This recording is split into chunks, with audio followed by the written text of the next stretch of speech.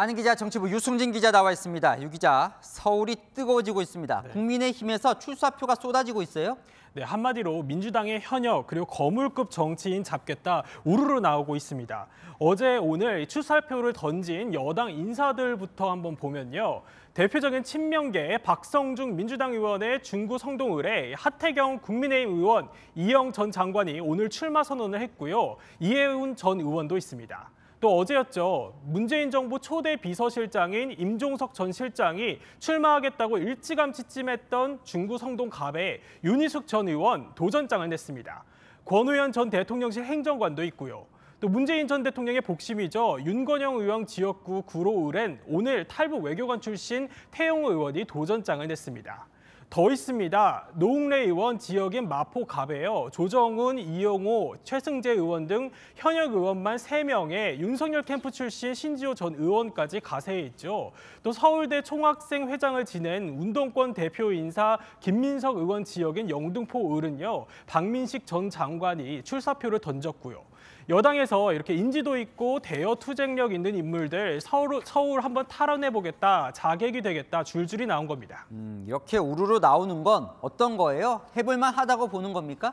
네, 두 가지죠. 선거 승패를 가르는 핵심 지역이면서 분위기도 나쁘지만은 않다 이렇게 보고 있는 겁니다. 4년 전 총선 때로 돌아가 보면요. 서울 49개 지역구 가운데 국민의힘 전신인 미래통합당 고작 8곳 이겼거든요. 41대 8이었던 거죠. 2년 뒤 대선에선 그런데 판세가 뒤집힙니다. 서울 25개 자치구 중에 국민의힘이 14곳에서 승리를 하면서 격차가 좁혀졌습니다.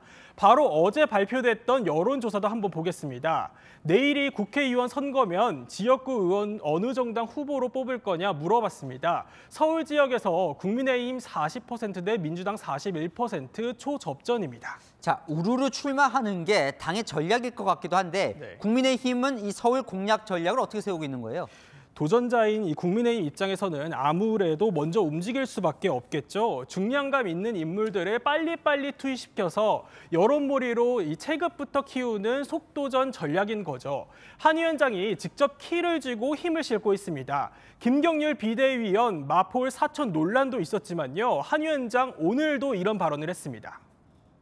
경제를 망친 주범들이 이제 와서 운동권 심판론을 피하기 위해서 경제 민생론을 얘기한다는 것에 대해서 국민들이 동감하지 않으실 겁니다. 제가 묻고 싶습니다. 임종석과 윤희숙 누가 경제를 살릴 것 같습니까? 이번 총선 승부 프레임으로 잡은 운동권 심판론, 이걸 이끌어줄 경제통이라면서 윤희숙 전 의원을 팍 띄워준 거죠. 여론몰이가 되지만 역시 당내 반발도 터져나왔는데요. 그 지역에 출마를 선언한 권오현 전 대통령실 행정관, 이미 전략군 공천이 된 양 보도되고 있지만 공정하게 공천하시리라 믿겠다면서 공개적으로 우려를 표했습니다. 네, 민주당도 가만히 있진 않겠죠. 서울을 놓칠 수는 없을 테니까. 민주당 전략은 어떻게 취재가 됐습니까? 네, 맞습니다. 현역 의원이 많은 민주당은요, 상대적으로 급하지는 않다고 말합니다. 국민의힘에서 누구를 내보내는지 보고 움직이겠다는 거죠. 그러나 이 속내가 편하지만은 않습니다. 우선 서울 지역은 경기 지역에서 이재명 대표가 우세한 만큼은 분위기가 좋지는 않거든요. 그렇다고 이 자칫 현역 의원을 잘못 교체했다가는 당내 갈등이 벌어질 수도 있겠죠. 민주당은 일단 서울 지역이 바람의 영향을 많이 받는 만큼요. 정권 심판론 바람을 일으키는 게 중요하다 이렇게 보고 있습니다. 국민의힘이 원하는 이 한동훈 대 이재명 구도를 만들지 않겠다는 거죠.